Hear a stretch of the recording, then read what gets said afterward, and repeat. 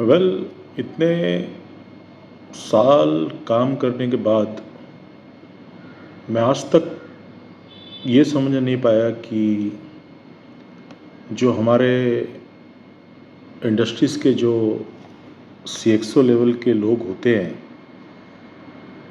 ये multi skilling की बात तो करते हैं कि हमें मल्टी स्किलिंग करना चाहिए, हमें स्किल डेवलपमेंट प्रोग्राम चलाना चाहिए। लेकिन सारी बातें आके अटक जाती है मात्र ब्लू कॉलर्स के ऊपर या वर्कर लेवल के ऊपर। लेकिन जब बात आती है स्टाफ की, वाइट कॉलर की, तो हम बिलीव करते हैं कि वो उनके जेडी या केआरए या केपीआईस या उनका फिक्स जॉब अकाउंटेबिलिटी रिस्पॉन्सिबिलिटी और अथॉरिटी हो, बस उसी फ्रेम के अंदर काम करें। मुझे ये समझ में नहीं आता है कि एक स्टाफ लेवल के बंदे को जब आप इंट्रा डिपार्टमेंट के रिस्पॉन्सिबिलिटी से अवगत नहीं कराओगे और उसको भी आप मल्टी स्किल डेवलप नहीं करोगे, तो कैसे आप समझ सकते हो कि स्टाफ आपको 100% पोटेंशियल से आपको रिजल्ट दे पाएगा। कंसल्टिंग के दौरान मैं कई कंपनियों में जाता हूँ और देखता हूँ कि बहुत सारे ऐसे डिपार्टमेंट हैं जहाँ पे उनका इंटर डिपार्टमेंटल कोऑर्डिनेशन बहुत ज़्यादा होता है और वो बहुत अच्छे तरीके से वहाँ भी इम्प्रूवमेंट अपना दे पाते हैं, अपना इम्प्रूवमेंट समझा पाते हैं, आइडियाज़ दे पाते हैं।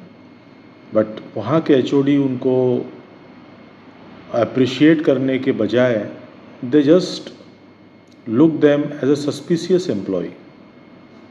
उनको ऐसा लगता है कि इस बंदे को इस डिपार्टमेंट के अंदर क्या मज़ा आ रहा है काम करने में। और ये सारा जो खेल चलता है बॉटम लेवल पे, मिडल लेवल पे, टॉप लेवल पे, ये सारा गेम से मैनेजमेंट अनजान होता है और एक लॉबी बनती जाती है पूरी कंपनी के अंदर। कमर्शियल की अलग लॉबी है, एचआर की अलग लॉबी है, इंजीनियरिंग की अलग लॉबी है, क्वालिटी की अलग लॉबी है, सीएक्सओ की अपनी अलग लॉबी है। और सफ़र कौन करता है? कंपनी। मैंने बहुत सारे सीएक्सओ के साथ मीटिंग की, टॉप लेवल के साथ मीटिंग की। उनको बेसिक चीज़ें नहीं पता है कि हमारे प्लांट का प्रोडक्शन, पीक प्रोडक्शन कैपेसिटी क्या है। शायद उन्होंने जो 4M की जो मैपिंग होती है जिस पे पूरी कंपनी खड़ी है, that is man power, machine, material and method, वो किए उनको कई साल हो गए, उसमें कोई अपग्रेडेशन आता ही नहीं है।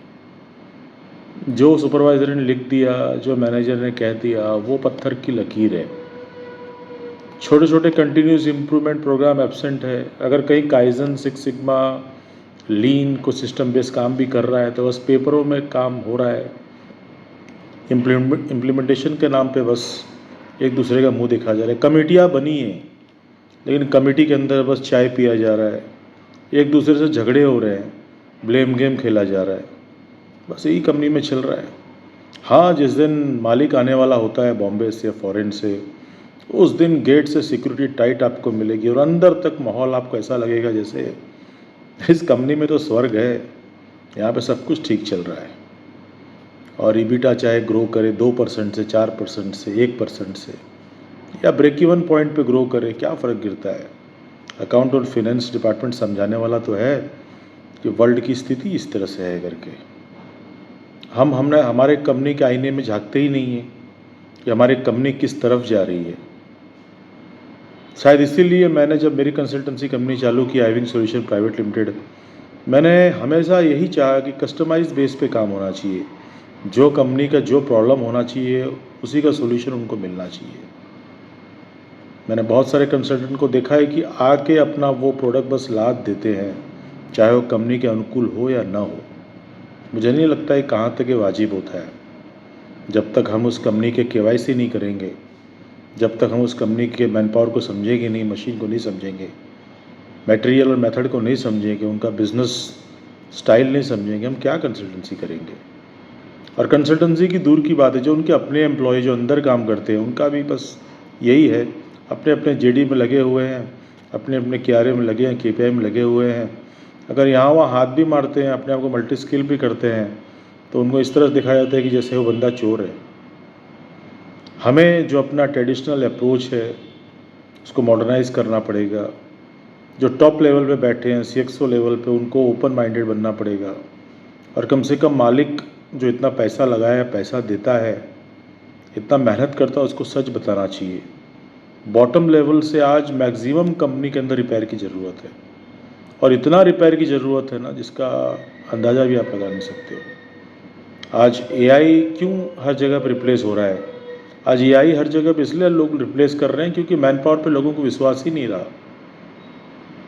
आज कह रहे हैं ना कि AI आके आपका सबका जॉब खा जाएगा या जॉब बदल देगा। रीज़न यही है कि मैन पावर झूठ बोलते हैं, मैन पावर के ऊपर कोई विश्वास ही नहीं करता, लॉबी बनी हुई है।